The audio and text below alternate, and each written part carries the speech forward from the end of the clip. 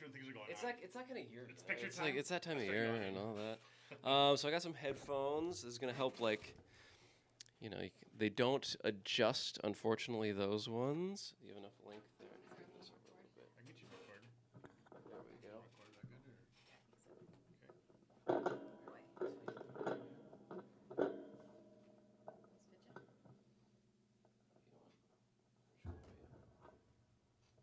It's a learning process for everyone. You got enough cable there? Okay. Can you hear me okay? I can hear you. Yes. Okay. So you'll want to keep the mic pretty close to the face. You can scoot that one, and this one's on the boom there, so you can move it kind of so it sounds more or less like that. So why don't you give me a little bit of... Hi. Hey. Hi, Ryan. How you doing today? Good. How are you doing? Great. A little tired. Yeah, turn yours up. Can you hear okay? Can you hear everything? I can Can hear you you see really it well, yeah. yourself? And how about you, Kestrel? I think so. I can hear you guys. Let me You turn can you hear me. I can hear you. You can hear me. It's a little quiet, but no, Oh. it's all right. turn it up just a touch. Okay, how's that? That's Ooh, really good. There we go. Tone it down. Better? Try not to yell. I know that's the hard thing about this small space is that the mics need to be turned up just enough, but then it gets to like a reverberation, and we're so Sure. close to each other also. I bet.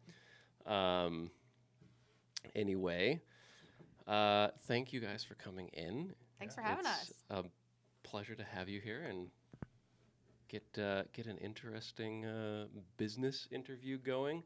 I met your guys' neighbors the other day. Which neighbors? From the ranch, the farmers. What was it Runamukka? Oh, Runamukka. Yeah, I was talking to them. I ran into them at the pop-up at Great Bear, Oh, nice. and Yeah. it was like I was looking at the hats. I was like, Those, those are well made. that looks Familiar. that looks interesting. I was like, oh yeah, and I invited them to the podcast, and I was like, yeah, I'm having the next one I'm having on Tuesday is with the people from Hammer and Tine. They're like, oh, they're our neighbors, and they made the hats. I was like, I That's knew it. awesome. That's Small awesome. world. Yeah, they're across in Victor from us, so they're just across the valley from us. Nice. Yeah. So, all right. Well, welcome back to the podcast, everybody. We'll actually get the official start going here. I'm here today with Dan and Kestrel from Hammer and Tine. Hammer and Tine. And how did you guys get started doing this? Like, I love your Instagram. It's just looking at all of these beautiful works of art, and it's amazing to have both a local leather maker and knife maker here. Honestly, it started out of boredom. Yeah? I came from the restaurant world working 100-hour weeks, Hey, get that a little closer to you. and I moved to There you to Colorado, and I worked on a farm there, almost baker's hours, 9 to 5, and I never had weekends off. I got kind of bored. Like, what do I do? I need a hobby. And I like knives. I've used knives for 20 some odd years in the kitchens, and grew up in Boy Scouts outside hunting, camping, and thought, I'll give that a shot. All right. Let's make a knife. So I built a little kiln and the garage and where our apartment was and the farm Little and forge. little forge, and started banging them out on an old railroad. Oh, you built your own forge? Yeah, made up a little number 10 can and some refractory clay. Oh, cool. Yeah, I told him Okay. he was nuts. I said, absolutely not. You're not building yourself a forge. Like, we're not starting a new hobby. This is not happening. Well, Oops. so what do I do? I wanted. and look where that got you. I'm so used to working with my hands, and I just want to sit still. Yeah, right. Got to do something, make something. That's awesome. And where we were in Colorado, we had a lot of beetle killer around there, the blue stain pine. Right. Okay. And as we burning it for firewood, I thought, this is so beautiful. I need some, need to just that features the wood. So I used it a lot for my original handles. Was a lot of blue stain pine. Oh, okay. Right on. I love the stunning blue gray rays and the Yeah. creamy pine field. It's nice. Yeah. And it's then my beautiful. parents' property has a lot of pine as well, a lot of blue stain. So we've taken quite a bit and used from their property also, which is cool. Okay. That, Yeah. that connection. Are you both originally from Colorado? No. Neither of us are. Oh. Where- I'm Wisconsinite originally. Oh, okay. Cheesehead. All right. Okay. And I'm from Wyoming, actually. Oh, not too far away. Well, we met Just- in Wisconsin, All right. working Nice. in the restaurant world. Okay, you both were working in Classic restaurants. restaurant, yeah. Oh, yeah. Cooking in the back of the house, waitress in the front of the house. Hey, Door that's swings, that is the Close to classic. each other. All right, nice. And the rest is history, right? That was my former career as well. I worked in restaurants for a number of years, went to culinary school and everything, and Nice. just got tired of The long being in the hours, kitchen right? and cleaning a kitchen, and I didn't love it enough Yeah. to pursue it as like my lifelong passion. I wasn't passionate enough about it. It was fun. I enjoy cooking. Don't get me wrong, but yeah, it's grinding. It wears on you. You were in New does. Orleans for a while, right? I was, yeah. Yeah. Mm-hmm. Okay. Yeah, I did my internship down there at a restaurant. 2 restaurants I worked at. It was the same restaurant group. Spent about 6 months down there, and then lived in Texas for a while, and San Francisco as well, the Bay Cool. Area, and then found my way towards Europe and stayed there for a few years. Nice. Right on. Yeah. Very cool. So tell me about the process of like you started the hobby, you got the knife making going, and obviously you enjoyed it. It worked out, yeah. It was fun enough that I kept wanting to do it, and it never felt like a job. Like I still enjoy the whole process through. It's never been, I never got bogged down by it. Like the day to day of the just I gotta do this today. Ugh, I still look forward to getting in the anvil and pounding the steel out and Get a little of the stress working out. with the wood. and- I love making the handles and see how the knife really comes together and pairing the different wood grains. I like to find the wood no one wants to use. The clear wood for me is, I avoid it. I like the crotch wood, the knots, the curl of the grain. Mhm. And I intentionally keep my blades more on the simple side to let the wood and the handle speak. Or if I'm using an antler or, Yeah, I like that lustic rook. Or I like a lot- rustic look. rustic look, Lustic rook. a lot Rustic of people look. have like the crazy that you're going for? Damascus or patterned welded steel and then a Yeah. crazy handle, and it's just so busy that I like to, just it needs to be cool to look at and enjoy it, but And functional as well. absolutely functional, but not let it balance. Keep the rustic blade and the cool wood in the handle or the antler in the handle. Sure, yeah. Okay. And what kind of just I guess walk me through the process of like what does it take from like day one to make a knife? When I first started, I was using some like found steel, using old rasps and like saw blades, that kind of thing. Right, yeah. And as I got going in more into it, I wanted to use a known steel that I could heat treat and add reproducibility and keep my consistency as far as the process goes along and the quality of the blade. So I buy steel now, so I have the same alloy each time I Right. use. So I use 01 high carbon steel for almost everything, and I rough them out on the bandsaw just to get the basic shape down, and then forge from there. So if I have, it just makes my process a little faster instead of starting with a raw blank. I can cut a little time out Okay. that way, and then after forging to a rough shape, I do some rough grinding, and I do a annealing because as you're forging, the blade's getting tough as you pound on. You're kind of mashing the molecules together of the steel, Right. and it gets tough and harder to work. So by annealing, which is just softening it for a slow period, kind of makes the metal more workable. And I do that process, then go to do some more grinding, and I do the heat treatment all in house. I have a digital kiln that I can set and keep consistent temperatures. So heat treating is getting the blade to the critical temperature, which is each steel has its own different temperature. Quenching it, so cooling it down rapidly, and then it's really brittle. So now we need to temper it, so bring it back a little bit, so we bring some softness back in, but still keep that durability and the edge retention. And then it gets to more grinding, a lot of grinding back and forth. I got to get down to that nice edge. Right. And then I do a little hand sanding to get the blade even like a satin finish to it. And then it goes on to doing the handle work. And the handle is, I do mostly hidden tang knives. So all the blades are surrounding there's no metal showing on the handle side. Build the handles up and then shape the handles and then finish the handles. And then for our field knives, we make wet molded sheaths. We do all that in-house. And then for our culinary knives, kitchen knives, we make just a slip cover that finishes them off. Right, nice. Yeah, it's beautiful stuff. And it all takes way longer than it probably should. We don't keep track of How well do you, enough, but I'm doing batches at a time and not doing a single knife, so it's better for me for muscle memory. I can get better consistency on my grinding. 'Cause I'm Right, doing right. that same shape multiple times, but it makes it kind of tracking one single blade through the process a little harder because What average time do you think you'd put on it if you were to just to guess it? Probably a couple days all in all. Okay, There's definitely some steps where it's a waiting game. sure. You know, it's in the oven for a couple hours here and there and cooling down, or the glue up time is overnight, and Right, you know, right. oiling and waxing. So there's definitely some hands off time, but active time, a couple days. It's quite the process. Yeah, it's a labor of love. Absolutely. And And it each one's shows. individual, and yeah, it's a lot of fun to see each blade, even though they look, you know, the general shapes are the similar. You know, I make a couple different shapes of my field knives, but they're all a little different. The way Mhm. the hammer, you know, moves the metal around. Each Right. one's unique of its own. Do you have a particular style that you like making more than others? For me, because of my time spent in the kitchens, I really do gravitate towards the kitchen knives because I've used them for so long. I like how Okay. I'm really picky about how they feel in the hand and how they function. And He probably- held off making kitchen knives for a really long time because he didn't feel like his knife making skill was up to par with what he Oh. wanted in a knife, and so he waited until he felt like he kind of reached that point in his knife making career before he delved into the kitchen knives. Interesting. Okay, I could.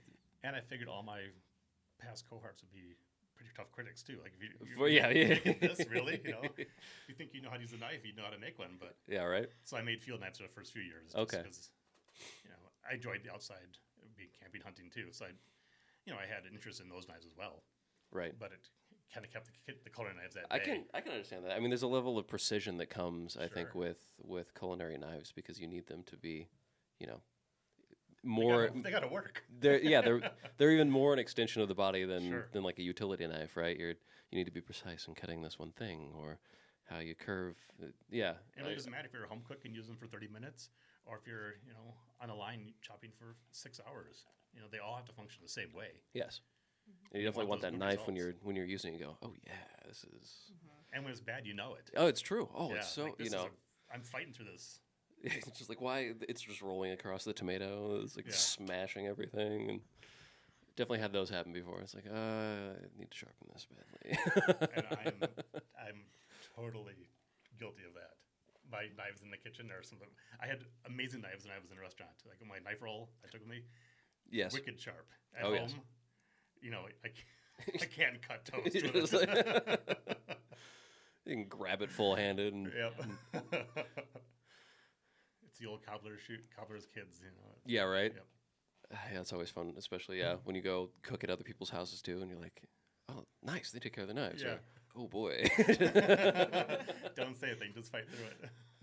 Yeah, I was having this conversation with a friend of mine the other day. It was like, because I have like a set of knives that I just kind of use for everything. And then if like I'm really doing something, I have my old chef's knife that I Right. try to keep in pretty decent Yeah. condition. And so I'll break that out if I'm like going to be doing a lot of work and need a little more precision. But if it's like, you know, just I'm slicing a tomato or I have like a piece of chicken that I'm cutting up, You make then it it's like happen. I just have the Yeah. other one. Yeah. And so I broke out that knife. He's like, "Oh, you have another set?" I was like, "Yeah, I've got my my old knives." He's like, "So what is it like if you go like somebody's house? Do you ever like judge them by the sharpness of their knives?" I was like, "Well, I mean, I think maybe I used to, but when I was traveling a lot, so I worked in a lot of different hostels cooking too, and it's like all they have is like a paring knife to cut everything. Yeah. And so here I'm cooking a dinner for like 15 people, and all I have is a paring knife. It's like you make it work, and Yeah. then after that experience, it's like, it's not so bad. Like you can do just about everything. Here I'm like slicing 4 onions with this tiny little paring knife. It's like you Holding can make back it the work. tears 'cause Yeah. it's crushed. Yeah, that's a little known fact. I think that the sharper your knife is, the less you're gonna cry when you slice your onions. Not crushing the cells of the onion and bringing the gases out. Yeah. Yeah. I remember the first time I experienced that. I was like, wait a minute, this is what a sharp knife can do? Makes a difference. I'm gonna cry. Just Tears of joy. Though, yes, Right? not like oh god. Yeah.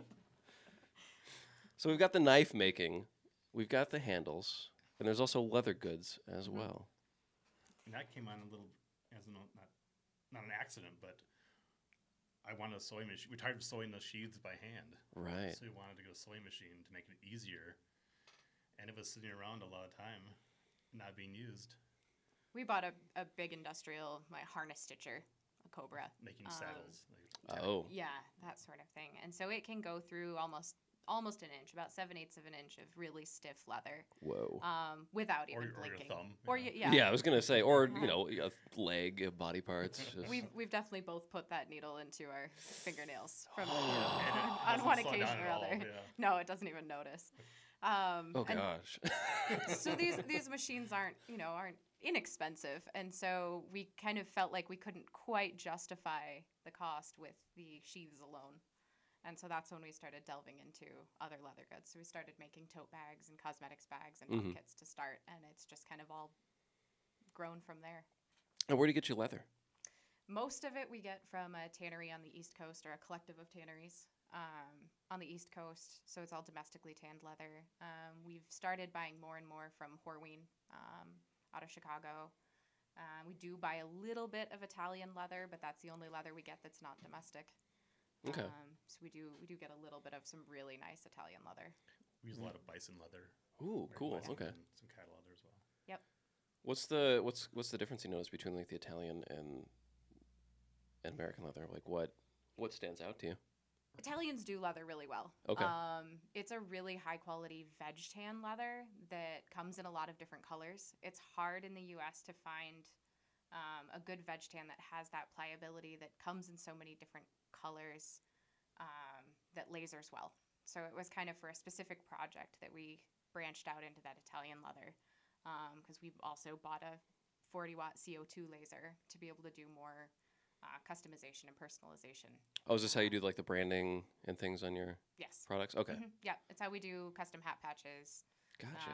We do everything from bookmarks to you can get your initials on a notebook cover, that sort of thing. Okay, cool. And so that's what that Italian veg tan is really, really good for. So what's that? The veg tan? There are two. You might explain this better.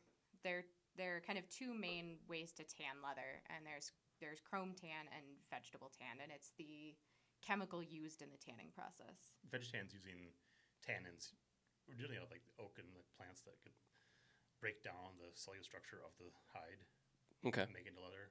And usually, originally they used brains to tan. Yes. And the old adage is each animal has enough brain to tan its own hide, except for maybe horses because they have pea brains. But originally that was the whole idea behind it, and they tried to kind of mimic that. that look. Horse girls, I mean, what better use? I won't even start with. There's a lot of people that like horses that listen to this podcast. They're Maybe or tasty, live around. Oh, they do. Yeah. Oh, they are good. That is I've eaten several in Back France to and Europe, tanning, Italy, and please. France, yeah. hungry. Yep. So they found a way to mimic the tanning process using plants. So you use the Right, okay. vegetables and tannins that naturally occur to break down the hide. And the other process is chrome tan using chromium and other chemicals to break down the structure. So it's basically the same end goal, Right. just the different methods. Did you ever use any of the Moroccan pigeon leather? We have not used any. No. The guano stays out of our leather. Yeah. Oh, it's a pretty intense experience visiting those locations. I bet. I've only heard about the smells of Oh, it's incredible to say the least. Northern African and Indian Yeah, berries. yeah. It's pretty amazing complex that they have going on there, but man, is it stinky. I've tanned some hides myself, but brain tanning. Yeah, my aunt. So my grandfather and my aunt used to do a lot of rendezvous when they were Cool. bigger. I think they were bigger in like the 90s than they are Yeah, they sure were. anymore. Yeah. He had the whole like TP lodge thing, and my aunt was making all the the traditional leatherware and all that kind of stuff. It was pretty cool. And they, I just remember the smell of brain tanned leather. Oh, it's just so good, Yeah. and it's so soft. It really is. It's amazingly soft, and it smells Yeah. like bacon. It's just, It's a unique smell for sure. it really is. Yeah. A little campfirey, but also a little meaty kind of smokiness to it. But It's the feel in the hand of brain tan leather is remarkable. oh, it's amazing. Supple. It's Yeah. there's nothing like it that I've ever But the felt. labor to get to that point Yeah, is really intense. it is. It's a labor of love for sure to break it down and knead that leather, and some people chew it, like they gum it and work Mhm. the teeth to break down. It's kind of amazing that Yeah. we discovered that we could do that process. To be honest, I love like the origin stories of in food and in like culture culture. Like how do we get here? How do we find vanilla beans? You know, that growing this orchid seed and then fermenting between banana leaves makes this amazing fragrance. Right? Oh, we're gonna go pick the 3 stamen out of this one little flower, and Of a that's fall blooming crocus, Yeah. in the middle of the desert. and that is then the most expensive spice you've ever heard of. It's just Yeah. like, But saffron is so good, oh, isn't it? saffron is good, and you don't need. Thankfully, you don't need very much of it. It's true.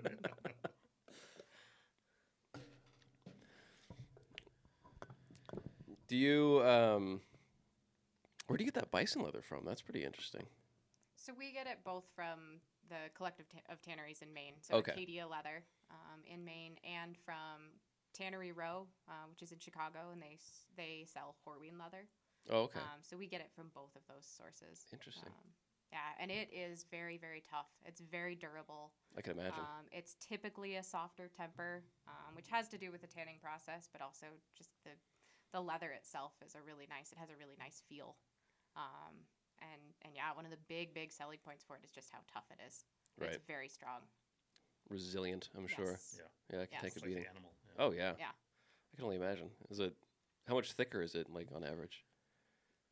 We get a leather based on a thickness. Oh, okay. So when it comes off the animal, there's various thicknesses between the shoulders and the legs on how Right, the okay. animal naturally is, and it's split down at the tannery to a consistent layer. Oh, okay.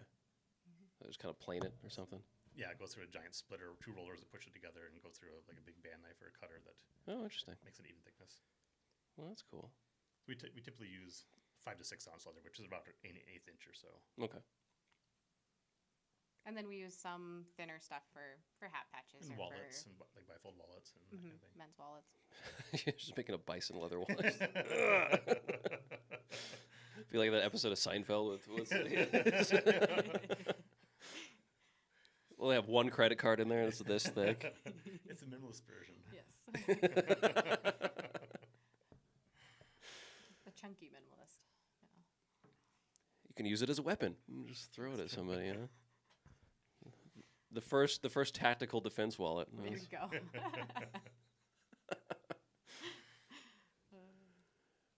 Is there any possibility of like what would it take to source like local leather? I mean, I know there's a bunch of we process a lot of cows in the area. We do. You know, like The issue is the tanneries. There's not as many as used to be. A lot of it's gone overseas. right. South America is a big producer of leather. Like even hides from here go there. They also have a shelf life. Hides break down quite fast. So you know Yeah. they salt them or cure them, dry them, and then ship them off. But historically, a lot of tanneries are around rail lines because of the sheer weight of a hide, Mm-hmm. and then the whole process bringing them in and out. They were near rail yards, so big cities had them. You know, St. Louis, Kansas City, Chicago. But there is a gal she's in Oregon, and she had this same question. There's all these cattle ranches around here. Where are the hides going? Are they going to landfills? Are they going to rendering plants? What can we do to stop that and use them? Mm-hmm. And she started a collective that sources hides from the area that they are in and has them tanned and then makes products for them Interesting. Yeah. responsibly, kind of keeping that network close to home. Yeah, that's been something on my mind because our mutual friend Dylan and Tessa Yeah. from Double K Ranch, they're not processing a ton, But they are several. I mean, but yeah. it adds up. and it does, and it'd be interesting to be able to take that leather That'd be really and cool. get it processed It would be here, cool to take that. process it here in the valley. Then you have something like this totally closed loop system of we Yes. have cows that have raised here, Yes. tannery that processes it here, and then various individuals that will take that leather and use it. If anyone in wants local to products. start I a mean- tannery up in the area, we would be very, very interested. I stay up at night and think about these things a lot, like how we could integrate a lot of things into our little community here to do interesting things like that. And I mean, it's just there's a lot of products I think that are produced around here, or a lot of like byproducts from things that are produced around here that we could definitely like, if we just had this one thing, like we just need like one interim step, and then it would be all these Yeah, other products that yeah. we can make too. One puzzle piece missing. Yeah.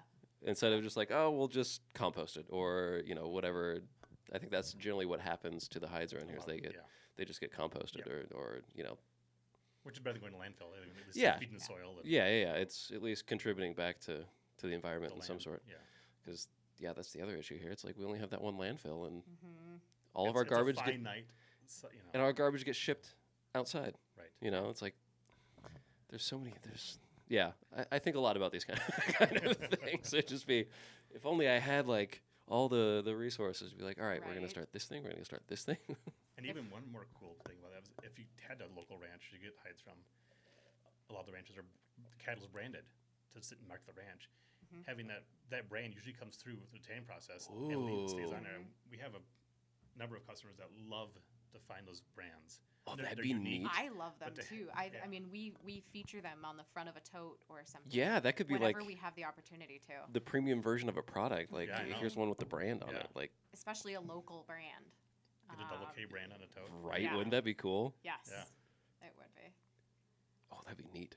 Mm-hmm. It's a They're little hard to come by. inspiration. All right. Yeah. Yeah, All right. we only get them. We get them occasionally. They're kind of few and far between. And a lot of them get damaged in the tanning process, but Right. ones that come Mhm. through, and they're cool. They're fun to use.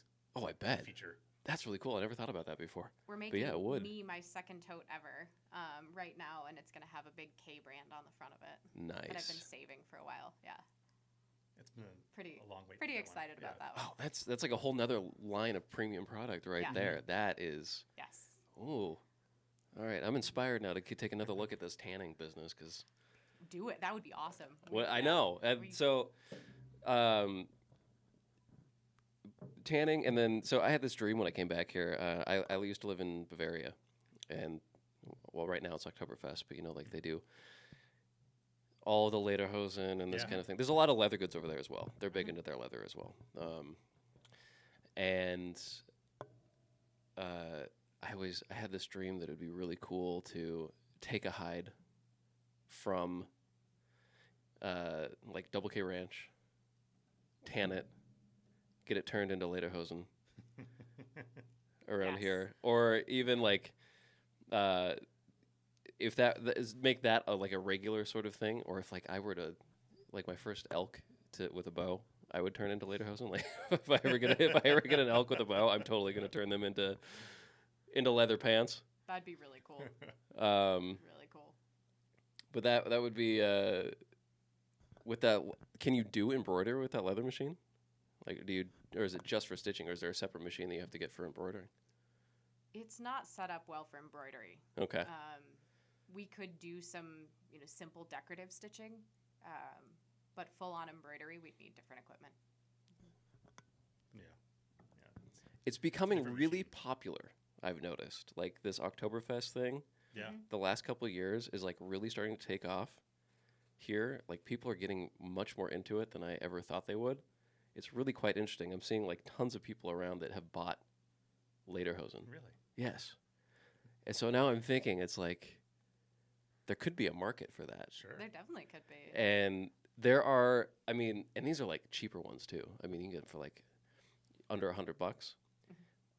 But they make some of the premium ones you can get in Germany and Austria are like thousands of dollars. Because they're made with deer, Okay. like Yeah. buckskins, Mhm. and just like this gorgeous embroidery on it.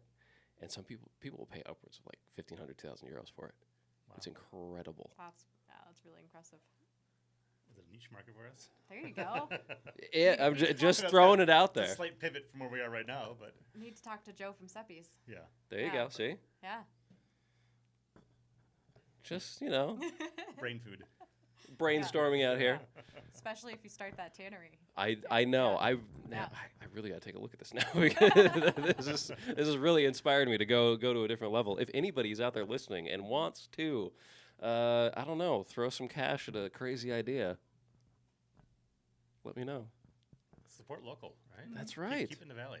I mean, that would just be amazing to be able to take all that, because not only from Double K, but there's tons of other processes around here too. Yeah, there are. Yeah. You know, there's Bar Many. MW, there's Yeah. Hamilton Pack, like Yeah. all of these locations that Mhm. I would guess. I mean, I don't think there'd be any shortage of hides. Mm-mm. definitely not. I mean, Yeah. you could produce. More Yeah. than we could use.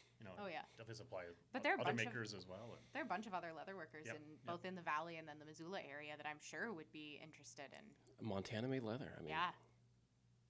That'd be really. it'd be Right. all right. The Might- wheels are turning. I can see them in your eye. I know, right? The ideas. All right, man, this could be fun. It's a big dream, but it's not. Hey, you know, It's not, we- out, dream of, big, not out though. of reach. we got time. We Yeah. got time. There's people that would utilize it, I'm sure. Yeah.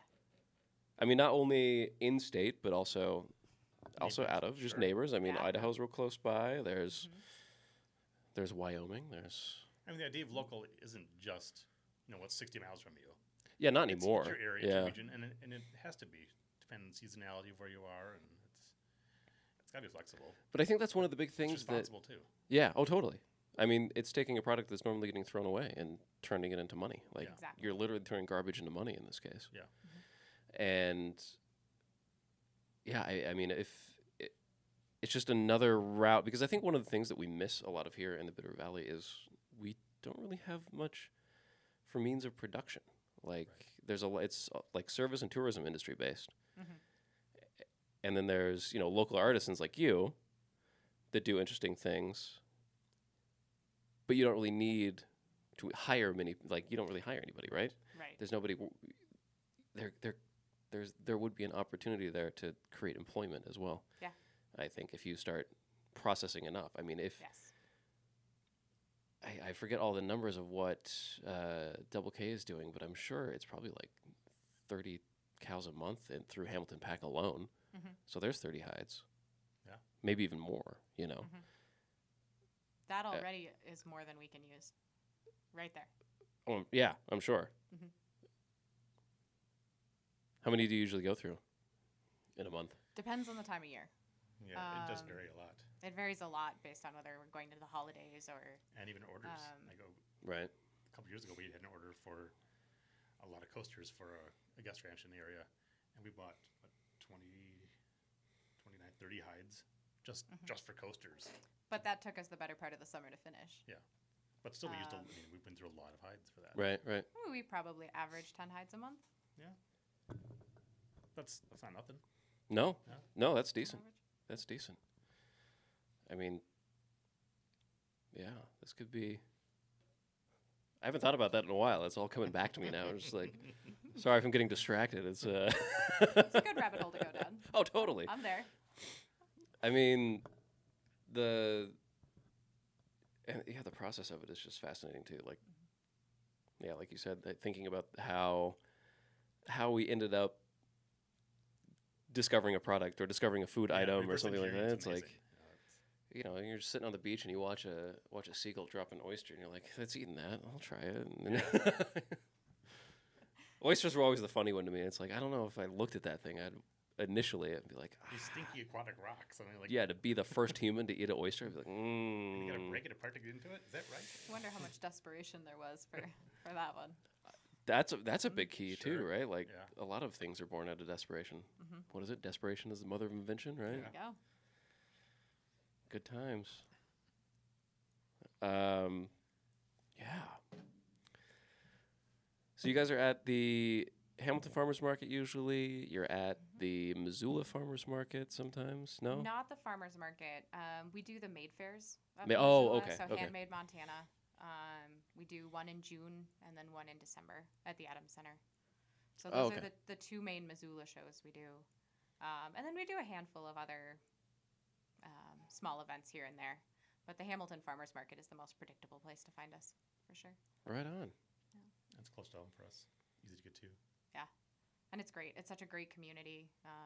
We love the Hamilton Farmers Market. And it's grown a lot through the years since we've been part of it. It's probably doubled at least since we've. Oh yeah, know, it's better a markets. fun place to go. Yeah. I love going And there. it gets busy too. I mean, It does. Mhm. Yeah. it gets visited by a lot of people around.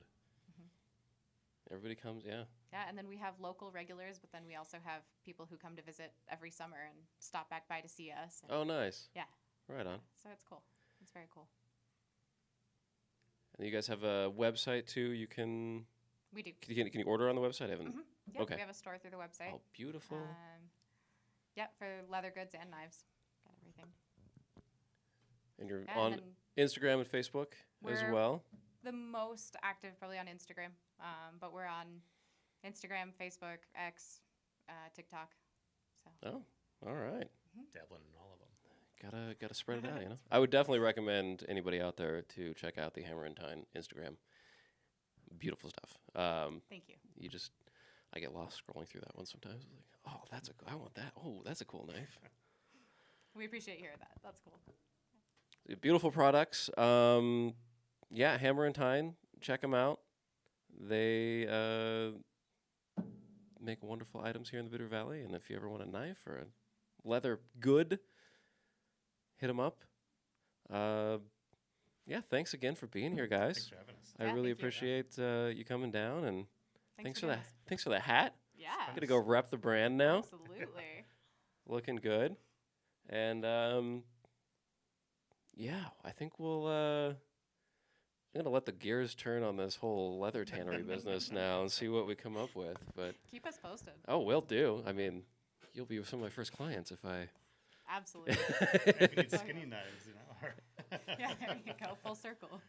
Right. Oh, that's what I was gonna ask. Do you make any of the tools that you use for any of the leather work? Like, do you make anything other than knives? Have you ever thought about making something other like? A few things out of necessity, in a pinch. Right. He made some punches for like ends of leather straps and that sort of thing Like curved, early yeah, on. corner punches. Oh, okay, yeah. That kind of thing. Yeah. It's a balance of like, can I fudge my way through it, or do I stop, take the time to make something I need, and then get back to my project? It's, Right. It's usually crunch time when you think, oh, I need this tool. That's Can I fair. Can I get through just by making do, or do I need to make something that makes my life easier down the road? And But no, we don't make a lot of those for the most part. yeah. Just curious. So recently, I didn't have my own knife in the kitchen. I had a small petty knife You had that I one. used for years, Yeah. but never took the time to make another knife for myself. Now I we always have used my old kitchen knives, my old restaurant Right, professional knives right. I had, and just made do. But it's kind of cool to use my own knife now. now That's we awesome. Have, we have Finally, it four only of them. took 7 years or 8 years. We have four of them now. Yeah, Nice. All moving right. up in the world. Hey, one step at a time, one knife at a time. The cowboy's got a shoe. He's got a shoe with the sole, even. Look at that. All right, guys. Well, thank you again so much for coming down. I appreciate you being here, and Thanks Thank for you. having us. Yeah. Share a story. thanks everybody. Catch you next time.